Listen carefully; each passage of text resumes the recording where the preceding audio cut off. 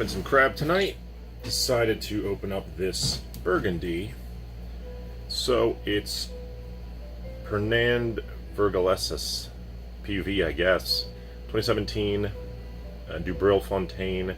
I don't know much about it. It's from the Princeton Corkscrew. It says 13.5% alcohol. Domaine Dubril Fontaine. It's the house, the domain. I assume that is the village. I don't know that much about that. I should look on my map, but I'm going to be a little lazy tonight and just pop and pour this. I do like having a slightly bigger wine with my crab. I don't butter my crab, so king crab, so I feel like the bigger wine kind of adds another dimension to dinner. Although it would go fine with butter too. Been on an absolute Burgundy kick for sure. Really need to go seek out and buy, not seek out, just buy more reds and whites. So Chardonnays and Pinots from Burgundy. So decent color. Sort of a golden. Oops. So lemon custard. I smell apples. Golden delicious. Smells very much. I don't know if the 2017 vintage is another ripe vintage out of Burgundy or not. I think this is Côte de Beaune, so southern part of the Côte d'Or, which is known for Chardonnay or for whites. It smells really good. It smells really great. Some tropicality there. Ripe lemon for sure. Golden delicious and that lemon custard. Those are the three predominant aromas I'm getting. I'm getting some other, I'm getting another tropical fruit here.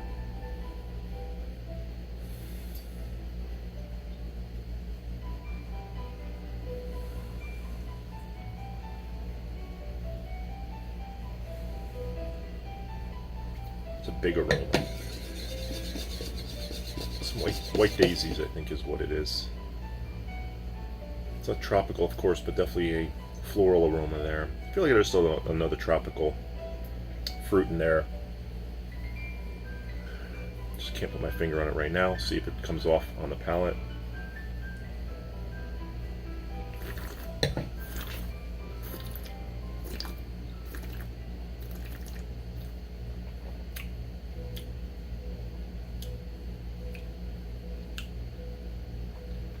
This is really good. This is excellent. Really well made. Great acidity, good mouthfeel, good body. It's got a creaminess to it. The lemon custard definitely comes across, for sure.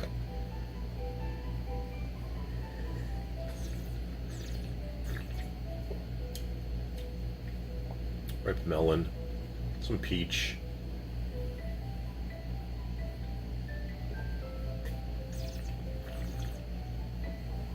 The apple skin, you know, a ripening apple, not overly ripe, but just ripening.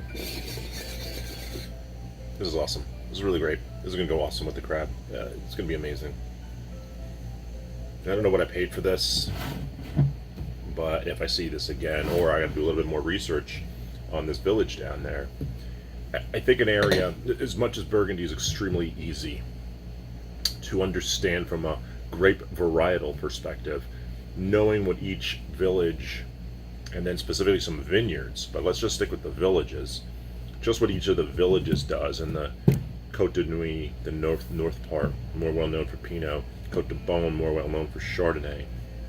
Though that Volnay region now had like 2 or 3 Volnay, which is the Côte de Beaune, southern of the Côte d'Or, Pinot Noirs, and they've been outstanding. It's got to be something about Volnay. I need to do a little research. I know Meursault, really bigger tasting Chardonnays. That's all they make is Chardonnay, and I love that village, Meursault. Nope, there's no Grand Crus in there, but there's some Premier Crus. The Premier Cru Meursault is just one of my favorite wines in general. Whites, just that village. Almost whatever the producers are. They're not inexpensive though, 50, 60 minimum. always great. And there's just I just got to explore more. There's just so many villages. I might need to just get a little bit of a primer of Burgundy. Like, what does each village sort of give to each expression of the wine? Like, what's the general flavor of each one of these? Because this Burgundy exploration is sort of fun. It's like, I've had Burgundy, of course, but have I had one from each village in Burgundy? Definitely not. Definitely not. And I think it's something I want to slowly pursue for education, for the taste buds. There's just a lot of great wine there. You know, a lot of history. That area is not expanding. Whatever the village sizes and the vineyard sizes are there to stay. That's it. Established by the monks way back when, and it's just how it is.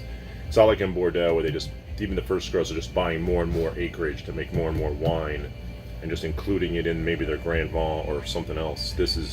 Can't do that in Burgundy. Laws don't allow.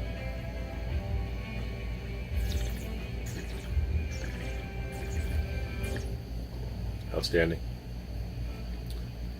Outstanding. 4.5 out of 5 on Bovino, easily. I have to remember when I'm Prince & Corkscrew and I see this again, I'll definitely buy it. If I see a Premier Cru version of it, I absolutely will try that as well. So I've said it before, even not knowing the villages and the vineyards, if you see Grand Cru, you're going to get something amazing. Premier Cru, you can get something really great. And then anything else is still going to be great. It's just not an inexpensive region.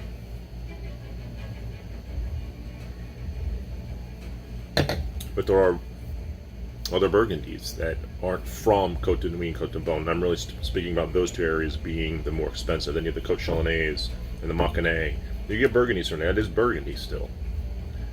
But it's the Côte Chalonnaise part of Burgundy, region of Burgundy, and the Mâconnais region of Burgundy. And those are less expensive. And you still can get great value. That is where you would get the value. I'm more specifically talking about exploring the two more prominent areas, the Côte de Beaune and Côte de Nuit. So I'm gonna go get my crab and see how it does with this wine. I suspect it's gonna be great, and may or may not do an update on this. The Barolo I'll probably have a little bit later with the cheese. It went fine with the steak. Wine's still just overly ripe Barolo. I couldn't say anything else. Didn't show me anything. It really never showed me the roses or an extreme level of that tar. Or the violets. Just sort of stayed in a ripe strawberry type of wine profile, taste profile. So, still good, still great. This, if you had to compare it, this is better. Certainly more what it should be. It's showing itself as a Burgundian Chardonnay with elegance and acidity and minerality and layers and just awesomeness.